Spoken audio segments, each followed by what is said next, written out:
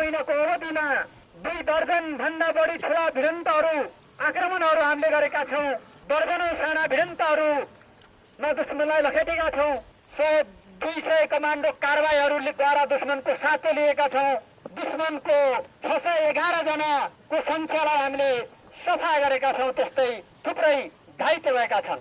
त्यसैमा हामीले जनमुक्ति सेनाको एउटा कर्तव्यलाई हामीले जसरी पालन गर्यौं यसमा हामी सबैले गर्व गर्नुपर्दछ।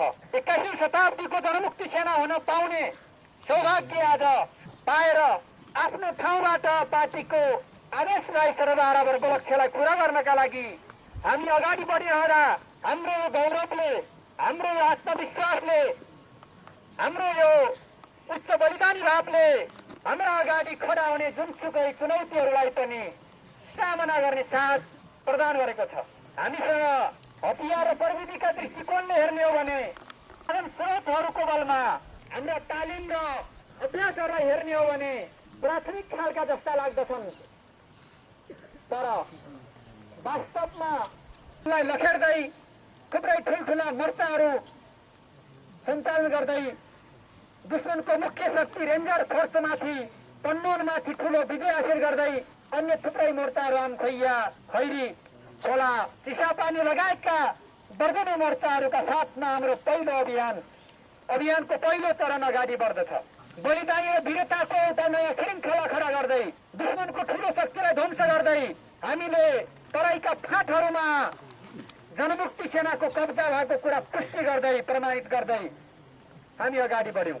ब्यारिकेड युद्ध पनि हामीले सञ्चालन गर्यौं। ब्यारिकेडहरू खडा गर्दै तराईहरूमा, मैदानहरूमा, रोडहरूमा हामीले आफ्नो वर्चस्व कायम गर्यौं। र यो चरणका हाम्रा शिक्षाहरू, थुप्रै शिक्षाहरू छन्, त्यसको हामीले आफ्नो ठाउँमा संश्लेषण गरेका छौँ र त्यसलाई आफ्नो फेरि अर्को माध्यमबाट ती शिक्षाहरू पनि हामी कमरेड समक्ष पुर्याउनेछौँ। हामीले एकपछि अर्को आक्रमणहरूमा, हाम्रा एकपछिका अर्को मोर्चाहरूमा हाम्रा त्यहाँभित्र भएका आंशिक कमजोरीहरूलाई सच्याउँदै हाम्रा आक्रमणका कार्यनीतिहरूलाई एकपछि अर्को स्तरबाट वृद्धि गर्दै नयाँ स्तरमा उठाउँदै हामी अगाडि बढ्यौं। यो पहिलो अभियान, यो विजयको अभियानभित्र केवल हामीले सीमित हतियारहरूको कब्जा गर्ने कुरालाई मात्र ठूलो अर्थमा बुझेका छैनौं। हामीले यहाँ युद्ध कलाको विकास, युद्ध प्र्याक्टिसको विकास, प्रत्याक्रमणको पहिलो योजनामा एउटा रणनीतिलाई सफल पार्नका लागि एउटा अभियान, एउटा सुन्दर बिहानीलाई हामीले सुरुवात गर्यौं। प्रत्याक्रमणको योजनाको पहिलो उद्घोषहरूलाई थाहा छ। अवश्य पनि ती मोर्चाहरूमा थुप्रै जटिलताहरू, कठिनाइहरू, दुःख कष्टहरू, अत्यन्त कडा अनुशासनका साथमा दुश्मनको क्याम्पको केही मिटर वरिपरि घेराबन्दी गरेर बस्नुपर्ने स्थिति, दुश्मनको क्याम्प वरिपरि गएर आक्रमण गर्ने स्थिति जो थियो, हाम्रो पश्चिम डिभिजन स्टाफले तयार पारेको वार प्लान, केन्द्रीय जनरल स्टाफको वार गराफको मार्ग निर्देशनमा निर्मित वार प्लान, समग्र वार प्लान, प्रत्याक्रमणको पहिलो योजनाको वार प्लान, जहाँ हामीले हाम्रा आक्रमणको स्वरूपको निर्धारण अगाडि बढ्नेछ। मुटु बैठकले हामीलाई यसरी मार्ग निर्देशन गर्यो र हामी अगाडि बढ्यौं। छलफलका आवश्यकताहरूलाई महसुस गर्यौं। सामूहिक छलफल, एकल छलफलहरूलाई हामीले अगाडि बढायौं। रहेका कहीँ अस्पष्टहरू, कहीँ भ्रमहरू, कहीँ पद्धतिहरू कहाँ निचिए ती सबैहरूलाई हामी हेर्दै गयौं र हामी सबैले आफ्नो ठाउँमा इमान्दार भएर ती कमी कमजोरी सच्याउँदै हामी जाने क्रममा कमरेडहरू हामीमा फेरि एउटा नयाँ एकता भाव, युद्धका ती हारबाट प्राप्त भएका असफलताहरूले हामीलाई दिएका शिक्षाहरूबाट हामी सिक्दै फेरि नयाँ एकीकृत र केन्द्रीकृत भाव उच्च रूपमा हाम्रा पैदा भयो। लडाईँ कहाँ लड्ने, बाजुरामा आक्रमण गर्ने कि कोल्टी जाने, जाजरकोटमा जाने कि दैलेखमा जाने भनेर कमरेडहरू प्लानिङमा लागिराख्नु भएको थियो। ब्रिगेडहरूलाई प्लान बनाएर पेश गर्ने योजना लिएको थियो। त्यो प्रक्रिया चलिरहँदा हाम्रो सौभाग्य भन्यो तिलीमा दुश्मन आइपुग्यो। त्यो आएकै पहिलो दोस्रो दिनमै हामीले रिपोर्ट पायौँ र त्यो आउने बित्तिकै हामीले हाम्रो कमरेड भिसी कमरेडले रिपोर्ट गर्नुभयो र मैले त्यही निर्णय गरेँ, ल अब हामी अगाडि बढौँ।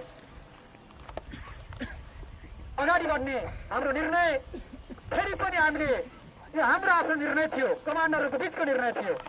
अब यसलाई आम सदस्यहरूको बिचमा तल्ला कमान्डरहरूको बिचमा लिएर छलफल गरेर त्यसबाट आउने प्लानका आधारमा चाहिँ हामी अगाडि बढ्नुपर्छ भनेर त्यो प्रक्रियामा हामी लाग्यौँ।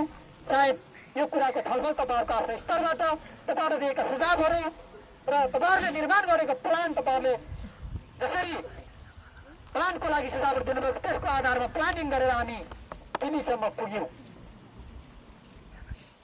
विषयहरू थुप्रै उठेका थिए, थुप्रै प्रश्नहरू हाम्रो अगाडि खडा थिए। साम्राज्यवाद, वीरेन्द्र शाहीको फाँसीवादी सत्ताले हामीलाई अब हार्दै गएको, पराजित हुँदै गएको कुरा चर्चा गरिराखेको थियो।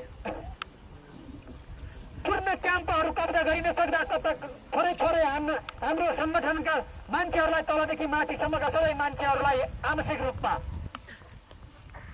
के हुने हो ध्वंस गर्ने भनेर हामीले प्लानिङ भएको थियो। ठिक त्यसै गरी सायद 3rd ब्रिगेडले त्यसमाथि आफ्नो त्यहाँ सशक्त जुन हमला गर्यो, थाहा बोल्यो र त्यसमाथि कब्जा गर्यो। सँगसँगै त्यसको कब्जा गर्ने प्रक्रिया सँगसँगै 2nd ब्रिगेडले जसरी फेरि आफ्नो स्थानबाट अगाडि बढ्ने बहादुरीपूर्ण काम गर्यो र त्यसै गरी 8औं ब्रिगेडले अर्को कुनाबाट फेरि अगाडि बढेर महत्त्वपूर्ण रूपमा आक्रमणलाई अगाडि बढायो।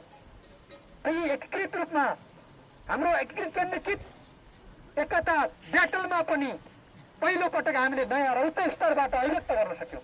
यो सबैलाई जित्ने लड्ने कुरा थियो र अन्तिममा कमान्डरहरू हामी पुलिस कारबाहीमा जाँदा हामीले भनेका थियौँ सिङ्गो डिभिजन दाउ लगाएर लड्नुपर्छ। अब हाम्रो यो दाउ हो।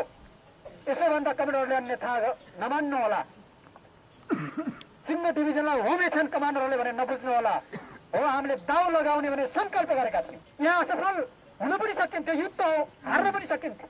युद्धमा हार्न पाइँदैन भन्ने कुरा हुँदैन। हार्दै नहारेर लड्ने कसैले भन्छ भने त्यो अद्भुत बात हो। युद्धमा हार हुन सक्छ, युद्धमा हार बेहोर्न तयार हुनुपर्छ। हारै बेहोर्न नपान्नेहरूले सधैँ जितको मात्रै माग गर्दछ। यो सम्भव छैन। कुनै पनि संसारमा कुनै त्यस्तो जनरल छैन जसले युद्ध नहारेर विजय हासिल गरोस्। अवश्य पनि युद्धमा हारहरू हुन्छन्। हारहरू हुँदा पनि हार नखाने, हारहरू पछाडि नहट्ने, हारहरू हुँदा पनि निरन्तर आक्रमण गर्ने, त्यही नै मुख्य हाम्रो कार्यनीति हो। त्यही नै हाम्रो मुख्य रणनीति हो। त्यही नै हाम्रो साहस, वीरता र विचारको प्रधानता भनेको कुरा त्यही हो। किनकि अन्ततगत 10-12 जित्छ भन्ने विचारबाट हामी लाइक छौँ। अन्ततगत जनमुक्ति सेनाको विजय हुन्छ भन्ने कुराबाट हामी स्पष्ट छौँ। हो, त्यसो गर्दै जाँदा हाम्रा रिश्तेदारलाई, हाम्रा कमजोरीहरूलाई हामीले सच्याउँदै पनि जानु पर्दछ र हामी विजय हासिल गर्न सक्दछौँ।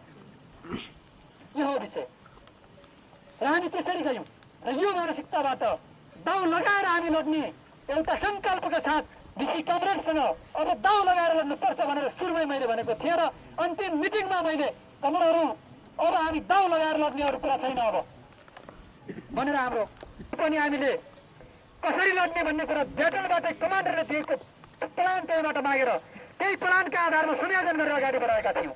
सायद तपाईँहरूको धेरै मिटिङहरू ब्याटलभित्र त्यसलाई विकास गरिरहनुपर्छ र अगाडि बढाउनुपर्छ भन्ने कुरालाई हामीले राम्रोसँग त्यहाँ प्रयोग गर्यौँ। युद्धका थुप्रै सिद्धान्तहरू हामीले पैदा गरेका छौँ। यसको हामी छुट्टै तपाईँहरूको माध्यमबाट हामी त्यहाँ तपाईँहरू समक्ष पुर्याउनेछौँ। हाम्रो यो अभियानमा हामीले विकसित गरेका एउटा सिद्धान्तहरू के हुन्, प्रचण्डका विकसित एउटा सिद्धान्तहरू के हुन्, ती कुराहरू हामी तपाईँहरूको माध्यमबाट दिउँला। यो हो हाम्रो सफलताको मुख्य कुरा। यी सफलताहरू असफलताहरूको बिचबाट जन्मिए, यी विजयहरू थुप्रै हारहरूको बिचबाट जन्मिए। हाम्रो यो ऐतिहासिक यो कदम, यो महान अभियान हामीले एउटा सानो सेबोटेज भनेर गमगढीको सेबोटेज के अरे डोटीको एउटा सानो एम्बुसबाट सुरु गरेका थियौँ। थाहा छ नि, 1000 पाइलाको के 1000 मिलको लामो यात्रा 1 पाइलाबाट अगाडि बढ्छ भन्ने गीत एउटा शहीद कमरेडले रच्नु भएको छ। त्यो गीत यो हाम्रो युद्ध जीवनको व्यावहारिक अभिव्यक्तिको गीतमा भएको छ। यो हाम्रो युद्ध जीवनको सुन्दर अभिव्यक्ति त्यहाँ भएको छ। हामीले सानो एम्बुसबाट, सानो आक्रमणबाट अगाडि बढाएका थियौँ र हामीले थुप्रै कठिनाइहरूलाई, थुप्रै अग्ला पहाडहरू हामीले काट्नु पर्यो। हाम्रो लागि गणेशपुर धेरै ठुलो अग्लो पहाड बन्यो। हाम्रा असफलतामाथि टेकेर हामीमाथि वैचारिक राजनीति आक्रमणहरू भए। हामीले कुनै दुस्साहसका साथ त्यहाँ हामीले हारेका थिएनौँ। हाम्रो कुनै घमण्डका कारणले हामीले त्यहाँ हारेका थिएनौँ। युद्धमा हुने स्वाभाविक कमीहरू, युद्धमा हुने स्वाभाविक क्षतिहरू, युद्धमा हुने स्वाभाविक हारहरू थिए र हामी त्यसरी अगाडि मतलब त्यसलाई त्यसरी बुझ्यौँ। हामी वैचारिक रूपमा पनि लड्यौँ, हामी राजनैतिक रूपमा पनि लड्यौँ र हामी भौतिक रूपमा दुश्मनसँग पनि लड्यौँ र मात्रै हामीले विजय हासिल गरेका छौँ। कुनै पनि क्षेत्रमा हाम्रो कमानलाई कुनै पनि क्षेत्रमा हामीले कमजोर दिएनौँ। वैचारिक रूपमा आक्रमण गर्नेहरूसँग वैचारिक फाइट गऱ्यौँ, हामीले राजनीतिक आक्रमण गर्ने व्यक्तिगत राजनीतिवादीहरूसँग राजनीतिक आक्रमण गऱ्यौँ, भौतिक रूपमा आउने दुश्मनसँग भौतिक आक्रमण गऱ्यौँ। हाम्रो विजयको परिणति कुनै एउटा फौजी प्लानका आधारमा मात्र होइन, विचार राजनीति र भौतिक आक्रमणका साथ अगाडि बढेको छ। त्यसो हुँदैन भने, त्यसरी अगाडि बढिन्थ्यो भने हामी अगाडि बढ्न सक्ने थिएनौँ। हामी आफैभित्रको ठाउँमा मारवादका विरुद्ध हामी लड्यौँ र हामी अगाडि बढ्यौँ। हाम्रा असफलताहरू विगतका असफलता किन भए त्यसको समीक्षा गऱ्यौँ र हामी अगाडि बढ्यौँ र सफलता हासिल गऱ्यौँ। कुनै पनि बेला पहल कदमीलाई हामीले छोडेनौँ, कुनै पनि बेला केन्द्रीकृत एकीकृत हुने कुरा हामीले छोडेनौँ र आक्रमण पछि आक्रमण 8 महिनामा ठुल्ठुला 22-24वटा मोर्चाहरू भएका छन्। कमान्डर ठुल्ठुला मोर्चाहरू नि केन्द्रित मोर्चाहरू नि यिनको नाम लिस्ट तपाईँहरूलाई सबैलाई दिइनेछ। ती मोर्चाहरू 8 महिनामा लड्ने यो युद्ध इतिहासको एउटा धेरै ठुलो श्रृङ्खला हो। यो नेपाली जनयुद्धको लागि मात्रै ठुलो श्रृङ्खला हुन सक्दैन। हुनसक्छ स्टालिनले लेनिनग्राडको वरिपरि आउने दुश्मनसँग अगाडि बढ्दा सायद उनका ट्याङ्करहरूको युद्धबाट अगाडि मतलब दुश्मनसँग लड्ने बेला थुप्रै मोर्चाहरू खडा गरे होला। माओले अन्तिममा प्रत्याक्रमणको तर्फमा लास्टमा आएर 49 आइपुग्दा सेकेन्डतिर अगाडि बढ्दै गर्दा थुप्रै मोर्चाहरू खडा गर्नुभएको थियो। नेपाली जनयुद्धको इतिहासमा यो पहिलो प्रत्याक्रमणको पहिलो चरणमा हामीले चलाएका यी अभियानहरू, यी हाम्रा मोर्चाहरूको आफ्नै ठाउँमा ठुलो ऐतिहासिक महत्त्व। यी मोर्चाहरूलाई बचाएर जानका लागि, अब यसको इतिहासलाई बचाएर जानका लागि हामी यसका शिक्षाहरूलाई आत्मसात गर्ने कुरा हो र भावी चुनौतीहरूलाई यसका आधारमा सामना गर्ने कुरा हो। यहाँबाट हामीले केवल स्थूल हतियारको कोही मान्यता हामीले गरिराखेका छैनौँ। हतियार कति आयो भन्ने कुरा प्रधान होइन। युद्धमा दुश्मनको क्षति कति गर्न सक्यौँ, युद्धमा दुश्मनको प्लानलाई ध्वंस कति गर्न सक्यौँ, उसलाई प्लानविहीन कति बनायौँ, रक्षामा कति धकेल्यौँ र कति ध्वंस गऱ्यौँ, कति क्षतविक्षेप गऱ्यौँ भन्ने प्रश्न ठुलो हो र हामीले त्यही गऱ्यौँ। हामीले हामीलाई आवश्यक थियो हतियार, गोली गट्टा, एमुनिसन थियो, त्यो पनि जरुरी कुरा हो, त्यसको पनि महत्त्व छ। तर मुख्य कुरा भनेको दुश्मनको मानवीय शक्तिको क्षति गर्ने कुरा हो। हामीले कति गर्न सक्यौँ त्यो कुरा प्रधान कुरा हो। र त्यसरी हामीले त्यसबाट त्यति मात्र होइन, हामीले युद्ध दर्शनको पैदा गरेका छौँ। प्रचण्ड पदलाई नयाँ इकाइमा संशोधन गर्नका लागि नयाँ युद्ध दर्शनको, नयाँ युद्ध राजनीतिको, नयाँ युद्ध अर्थनीतिको हामीले विकास गरेका छौँ। ढोकै युद्ध लड्न जाने पिँढीमा विजय हासिल गर्ने भनेको त्यही हो। युद्ध अर्थशास्त्र दुश्मनमाथि हार्दै जित्ने भन्ने त्यही हो युद्ध दर्शन। आक्रमण पछि आक्रमण गरिनु भने त्यही हो युद्ध राजनीति। यसको विकास हामीले गरेका छौँ। अवश्य पनि हामीले दर्शनको विकास गरेका छौँ। आफ्नो ठाउँमा हाम्रो चाहिँ कमजोरी भयो, त्यस कारणले हामीले हारेको। तर ती सच्याउने, त्यसलाई बदल्ने हाम्रा हरेक प्रयत्नहरू हुँदै गए। ती प्रयत्नहरूका बावजुद हामी सच्याउँदै बदल्दै अगाडि बढ्यौँ। हाम्रो पिलीमा आएर पश्चिम डिभिजनले फेरि जसरी समग्र पहल कदमी लिन सकेको थियो, जसरी समग्र रूपमा अगाडि बढेको थियो, बीचका केही घटनाहरूले, केही असफलताहरूले जुन प्रकारका प्रश्नहरू उठाएका थिए, यो कुरा हेडक्वार्टरलाई मैले खाराको असफलतापछि, खाराको समीक्षापछि मैले हेडक्वार्टर के भनेको थिएँ भने, कमरेड हामी सफल हुन सक्छौँ, हामी खारामै पनि फेरि जित्न सक्छौँ, हामी कुनै पनि क्याम्पमा जित्न सक्छौँ। अब यो कुरा जितेर मात्रै भनिनेछ, हार हुन सक्छ, अरू हार 1, 2, 3 हुन सक्छ, तर हामी 5औं पटक जिति छोड्नेछौँ। विश्वास गर्नुहोस्, विश्वास त हुनुहोस्, हामीसँग त शक्ति छ।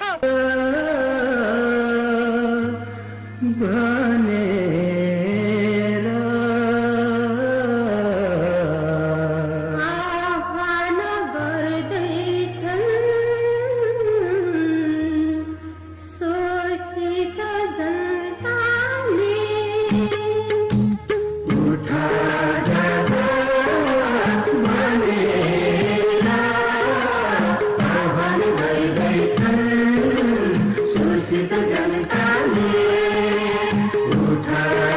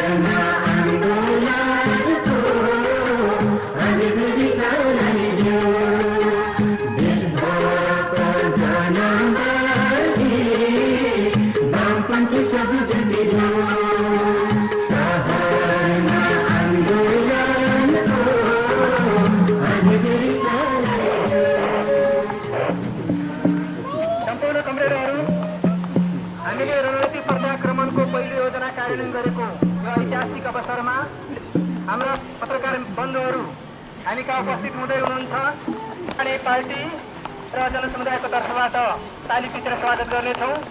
त्यसै गरी हाम्रो डिभिजनको तर्फबाट पश्चिम डिभिजन कमान्डर कमरेड प्रभाकरले हाम्रा पत्रकार मित्रहरूलाई माल्यार्पण र अभिवादन गर्नुहुनेछ र हाम्रा पत्रकार बन्धुहरू क्रमशः आएर हाम्रो स्वागतलाई स्वीकार गर्नुहुनेछ। बीबीसी विशेष सेवाका जितेन्द्र राउत, बीबीसी नेपाली सेवा नेपालगञ्जका संवाददाता नत्र केसी, त्यसै गरी दैनिकका दामोदर भण्डारी, त्यसै गरी जनादेश साप्ताहिकका वरिष्ठ सम्पादक सोम शर्मा, त्यसै गरी जनादेश साप्ताहिकका संवाददाता मन्त्री विताल, त्यसै गरी जनादेश साप्ताहिकका शिव शर्मालाई पनि मैले स्वागतको निम्ति स्वागत ग्रहण गरिदिनका निम्ति अनुरोध गर्दछु।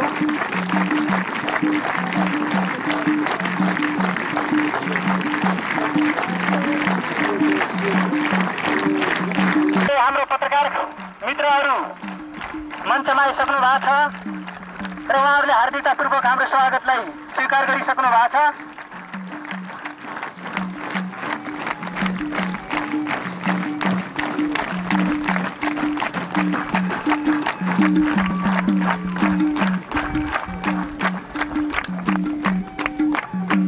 त्यस पछाडि मैले हाम्रो पत्रकार बन्धुहरूको परिचय र उहाँहरूको आसन ग्रहण गराउन आफ्नो सिट आसन ग्रहण गरिदिनका निम्ति म हार्दिक अनुरोध गर्दछु।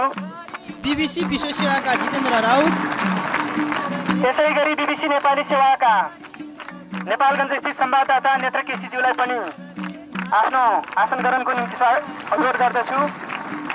यसै गरी अन्नपूर्ण दैनिकका दामोदर भण्डारीज्यूलाई पनि आफ्नो सिट आसन ग्रहणको निम्ति अनुरोध गर्दछु।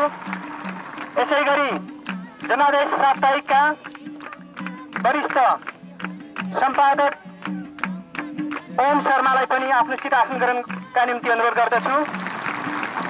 यसै गरी जनादेश साप्ताहिकका संवाददाता मनरी दितालज्यूलाई पनि सिट आसन ग्रहणको निम्ति अनुरोध गर्दछु।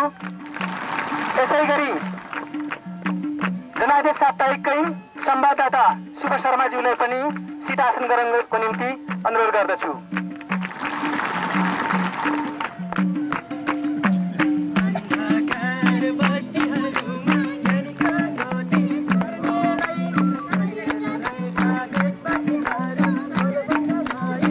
सबै प्रोग्रामलाई हामीले व्यवस्थित ढङ्गले चाहिँ पत्रकार मित्रहरूलाई चाहिँ अवगत गराउन गइरहेका छौँ। त्यसभन्दा अगाडि हामीले रणनीतिक प्रत्याक्रमणको पहिलो योजना र यसका विभिन्न चरणहरू पूरा गर्ने क्रममा हाम्रो जनमुक्ति सेनाको तर्फबाट शहादत प्राप्त गर्नुहुने वीर योद्धाहरू, कमान्डर कमरेडहरूको सम्पूर्ण कमरेडहरूको शहीद कमरेडहरूको परिवारहरूको तर्फबाट प्रतिनिधित्व गरेर हाम्रो गणेशपुर मोर्चामा आफ्नो मोर्चा सम्हाल्दै र आफ्नो खोजलाई कमान गर्दा गर्दै शहादत प्राप्त गर्नुहुने ब्रिगेड कमान्डर कमरेड जीत प्रेम रोकाको जीवनसाथी कमरेड सञ्जना मञ्चमा आउँदै हुनुहुन्छ। उहाँलाई कमान्डर कमरेड प्रभाकरले उहाँलाई अभिवादन समालोचन गर्दै हुनुहुन्छ।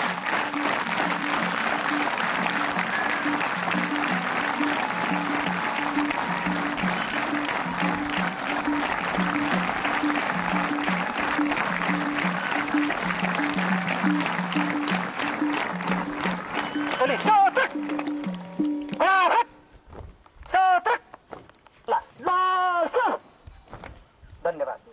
कमरेडहरू, हाम्रो महान शहीद नेपाली जनयुद्धमा असाध्यै महत्त्वपूर्ण र बहुमूल्य योगदान दिँदै आउनुभएका कमरेड जीत हाम्रो आन्दोलनको एउटा भरपर्दो धरोहर र तपाईँ हामी कसैले पनि आजको यस पत्रकार सम्मेलनमा उपस्थित सर्वोदय पश्चिम डिभिजन कमान्डर र आफ्नो तहका कमरेडहरू र पत्रकार मित्रहरूमा सर्वप्रथम मेरो तर्फबाट क्रान्ति गरी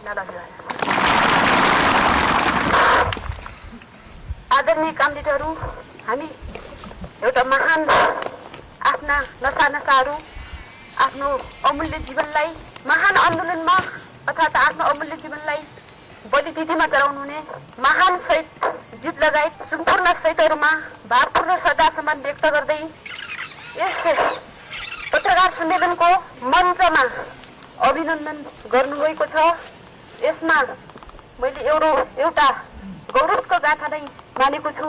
जसरी एउटा अधुरो जीवन बिताउने हाम्रा अधुरा चेलीहरूको प्रतिक्रियावादी शासन सत्तामा पनि यस्तै लान्छ र हाम्रो सर्वहारा वर्गको अघितको निम्ति लड्ने महान जनमुक्ति सेनाहरूले हजार सेनाहरूले जसरी बलिदान दिएका छन्, उनका महान आमाहरू, उनका श्रीमतीहरूले जसरी त्यो आत्मा जलाइरहेका छन्, त्यसै गरी हामीले यो प्रतिक्रियावादी राज्य सत्तालाई पनि हामीले र यो महान जनमुक्ति सेनाले जति बेलासम्म आफ्नो मृत्युलाई स्वीकार्न सक्दैन, जुनसुकै तहमा रहेका हाम्रा जिम्मेवार कमरेडहरू हुनुहुन्छ र हामीले जति बेला बलिदान दिन सक्छौँ त्यति बेला मात्र हामीले विजयको सफलता चुन्न सक्नेछौँ। त्यसैले हामीले यो दिन प्रतिदिनको मृत्युको लहरसँग हामी जसरी महान आगोमा हाम फाल्दैछौँ, यो आगोलाई निरन्तरता दिइराख्न यो महान जनमुक्ति सेनाले कुनै हर हमेसा पनि पछि हट्ने छैन भन्ने मेरो यही नै आह्वान छ र शहीदहरूले देखाएको बाटोलाई कहिल्यै अपमान गर्नुहुने छैन।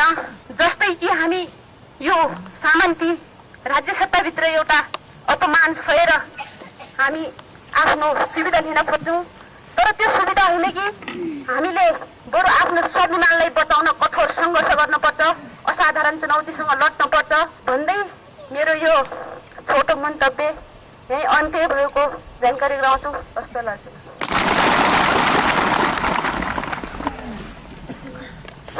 धन्यवाद कमरेड सम्झनालाई। र उहाँले नेपाली राष्ट्रको स्वाभिमान, यसको अखण्डता र यसको सार्वभौमिकतालाई बचाउनका लागि जसरी हाम्रा महान शहीदहरूले बलिदान गर्नुभयो र यो मृत्युबाट हामी कदापि हार्ने छैनौँ भनेर जानुभयो र हामीलाई यही नै सुझाव दिनुभयो, यही नै निर्देशन गर्नुभयो र हामीले पत्रकार मित्रहरूलाई यति मात्र अनुरोध गर्छौँ, यो आवाज, यो कमरेड सम्झनाले व्यक्त गरेको यो विचार, यो साहस त्यो लन्डनमा बस्ने टोनी ब्लेयर कहाँ पुगोस् र यो आवाज र यो गर्जन वाशिंटन डीसीमा बस्ने जर्ज बुश कहाँ पुगोस्। यो आवाज र यो साहस दिल्ली दरबारमा बस्ने मनमोहन सिंह कहाँ पुगोस्। हामी पत्रकार मित्रहरूलाई यति मात्र अनुरोध गर्न चाहन्छौँ। त्यति मात्रै होइन, 21औं शताब्दीका नेपाली जनताहरूलाई 15औं र 16औं शताब्दीमा फर्काउने ज्ञानेन्द्र शाहीलाई यो कुरा सुनाइयोस् कि नेपाली जनताहरू यहाँका शहीद बन्नेहरू कमजोर छैनन्, उनीहरू बन्दुकबाट कुरा पठाउन चाहन्छौँ हाम्रा शहीद परिवारहरूको प्रतिबद्धतालाई।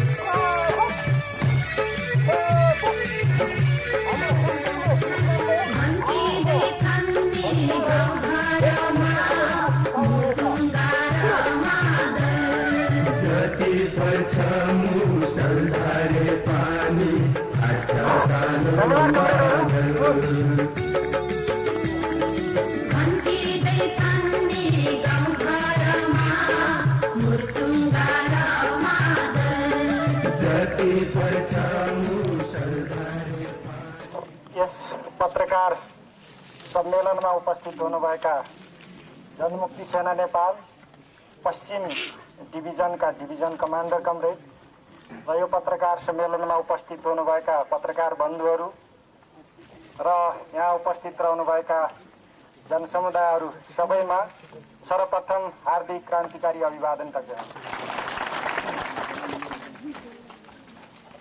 तपाईहरू सबैलाई थाहै छ,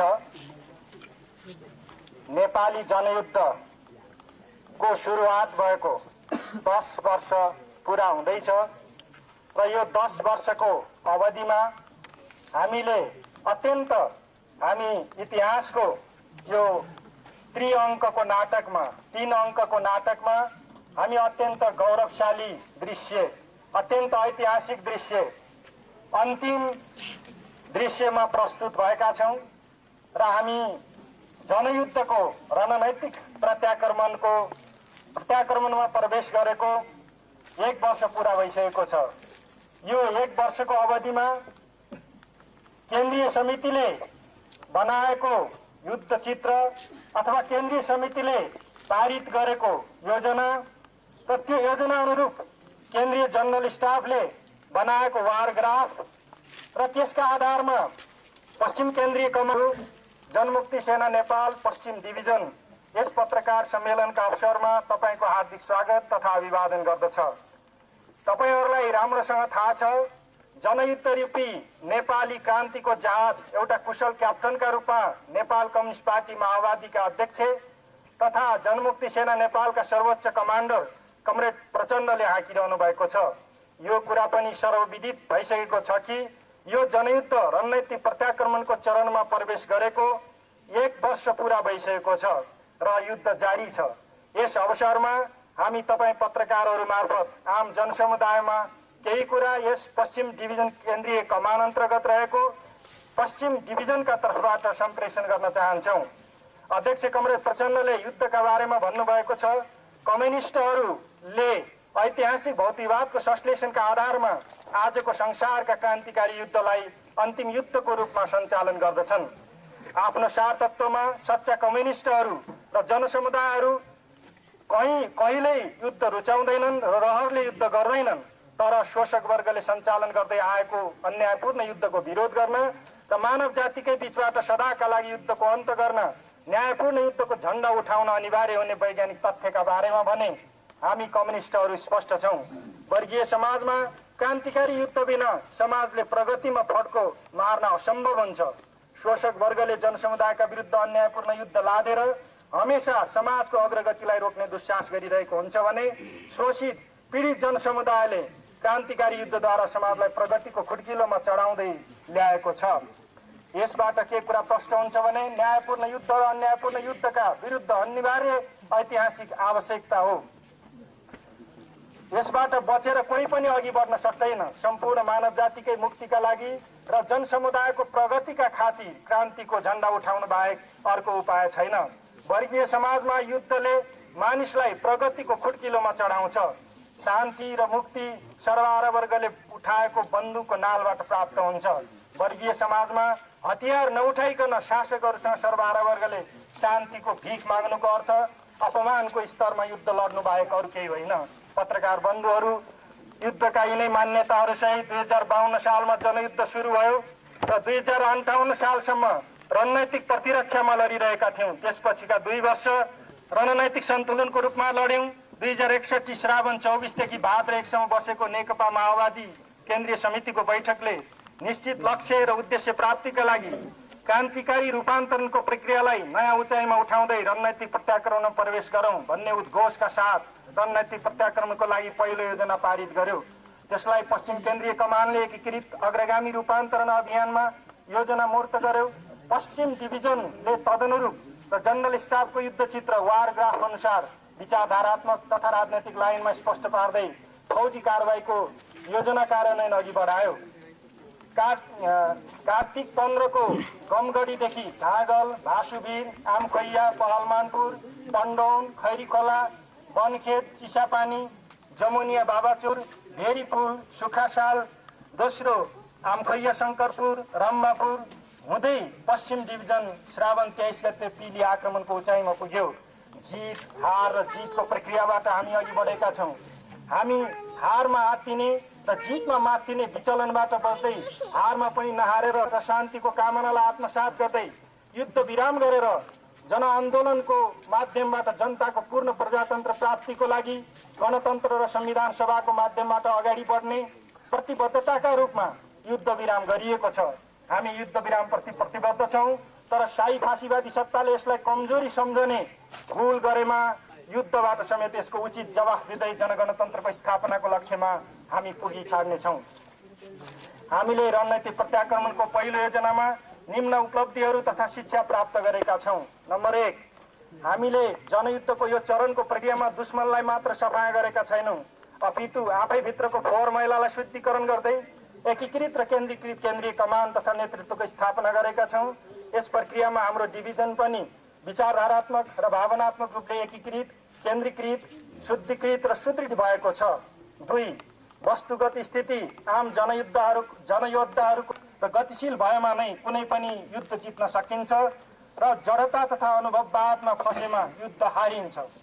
नम्बर 3 हामीले तराई र दुश्मनको घनीभूत इलाकामा घनीभूत आक्रमण गरी दुश्मनलाई छेद विच्छेद पार्नुको साथै आधार इलाकालाई तराईमा विस्तार गर्न सफल भएका छौँ र भावी विद्रोहका आधार तयार पारेका छौँ। नम्बर 4 पिली मोर्चामा आइपुग्दा सामन्ती तथा साम्राज्यवादी दुश्मन सेनाको नयाँ किल्लाबन्दीको धाकलाई तोड्न सफल भएका छौँ। Number 5 comrade Jeet brigade commander, comrade Lokesh battalion commissioner, comrade पशु बन्दै उहाँहरूका अधुरा सपना पूरा गर्ने प्रक्रिया नयाँ उचाइमा उठाएका छौँ। यो योजना अवधिमा प्राप्त भएका र गुमेका हतियार विवरण: हतियारको 81 mm मोटार 1 थान, 51 mm 1 थान, GPMG 1 थान, 2 इंच मोटार 4 थान, LMG 21 थान, SLR 108 थान, इन्सास 84 थान, SMG 5, पिस्तौल 10, 303 rifle 28, sniper rifle 1, M16 rifle 9, shotgun 3। शहादत प्राप्त कमरेडहरूको हैसियत: ब्रिगेड कमान्डर 1 जना कमरेड जीत 2रो ब्रिगेड, बटालियन कमिसनर 1 जना, सह कमान्डर 1 जना, कम्पनी कमिसनर 1 जना, कम्पनी कमान्डर 9 जना, कम्पनी सहायक कमान्डर 11 जना, प्लाटुन कमान्डर 23 जना, प्लाटुन सहायक कमान्डर 31 जना, सेक्सन कमान्डर 62 जना, सेक्सन सहायक कमान्डर 27 जना, फ्रन्ट गार्ड लिडर 23 जना, सदस्य 82 जना र जम्मा शहादत संख्या 272। कारबाहीको स्वरूपमा मोर्चाबद्ध भिडन्त 9 वटा भएका छन्, माइनिङ 4, एम्बुस 9 वटा, कमान्डो 37 वटा, सेबोटेज 3 वटा, आकस्मिक भिडन्त 9 वटा भएका छन्। यो 1 वर्षको प्रक्रियामा दुश्मनको सफाया करिब 1 दर्जन अफिसर सहित 611 जनाको सफाया भएको छ। यस प्रक्रियाबाट हाम्रो जनयुद्धको रणनीतिक प्रत्याक्रमणका क्रममा पश्चिममा फौजी कारबाहीहरू सम्पन्न भएका छन्।